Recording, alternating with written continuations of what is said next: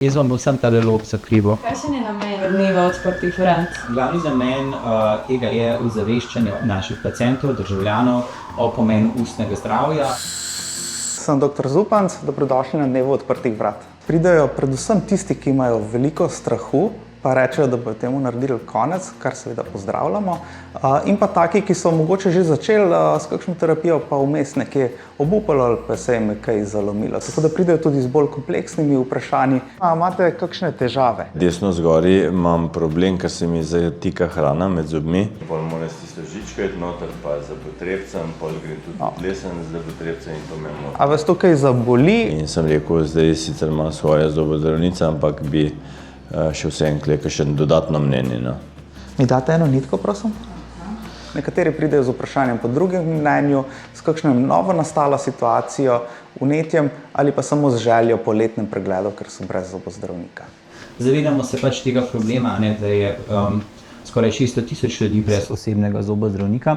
In smo rekli, dajmo narediti kot zobozdravniki nekaj dobrega in vsak pove, ja, zelo težko pridem do zobozdravnika, recimo gospa, ki je ravno zapustila ambulante, je rekla, da ga je izgubila, ker je šel pač v pokoj in da še vedno dolgo čaka na svojega zobozdravnika. Hkrati pa v bistvu ugotoviš ob pregledu, da ima karies, ki lahko praktično v pol leta napreduje do te mere, da izgubi lahko zobni živec. Dolgo časa nisem imela zobozdravnika, zdaj sem najdla, pa je čakalna doba 1 mesec ali 2 na prvi.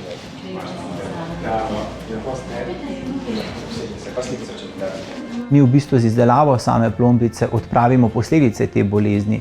Zdravljenje pa je pravzaprav del same preventive, se pravi, kako preprečiti, da do tega pride. In v bistvu to so zelo enostavni postopki.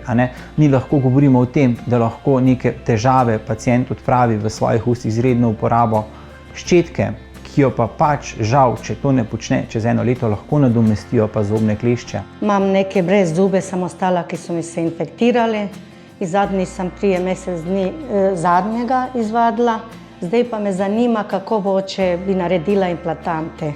Karies pa se maje, zato pa ne bo. So nekoliko med sabo stisnjeni in tudi zarotirani. Kot je tak znan rek, ko pridemo k zobozdravniku ali zdravniku, nas kot začarano neha boleti. V tem primeru ostane kakšno vprašanje neodgovorjeno. Tudi temu je namenjen dan odprtih vrat. Kakšnokoli drugo še vprašanje? Ne, to je to. V redu, pa dava roko. Zdaj smo imeli 2 pacienta dopoldan, najprej enega mladega fanta, ki je imel, moram reči, lepo urejeno zobovje, potrebuje nekih manjših zobozdravniških popravkov in pa v prihodnosti bo verjetno potreboval odstranjevanje modrostnih zob in to ga je predvsem zanimalo. Desno 5, desno 6, pa levo, recimo 5, pa mogoče malo večja krona. Kot druga pacientka je dosti zaplepten primer, ki potrebuje neko interdisciplinarno obravnavo. Ene zanima, če je kaj nevarnega, nekaj, kar so videli v ustih. Druge zanima, če so bile prejšnje terapije ustrezne. Več 10 let sem ostala brez zdravnika, zobozdravnika. To, da pacienti prihajajo že, ko je bolezen v napredovani fazi, je stara stvar in se ne izboljšuje, žal. In s slabšanjem zobozdravstvene oskrbe na terenu, na primarnem nivoju, bo stvar definitivno še slabša. Ni rešitev v tem, da zobozdravniku naložiš še 2000 novih pacientov. Nemogoče je pacienta obdelati v 7 minutah, kakor zavarovalnica prizna. 10 minut traja samo pogovor, da se pacient navadi na te. Moje osebno mnenje, kar se zobozdravstva tiče, je popoln nesmisel ločevati zasebno in javno. Vse bi moralo biti javno. Danes pa ni javnega, ampak je samo državno.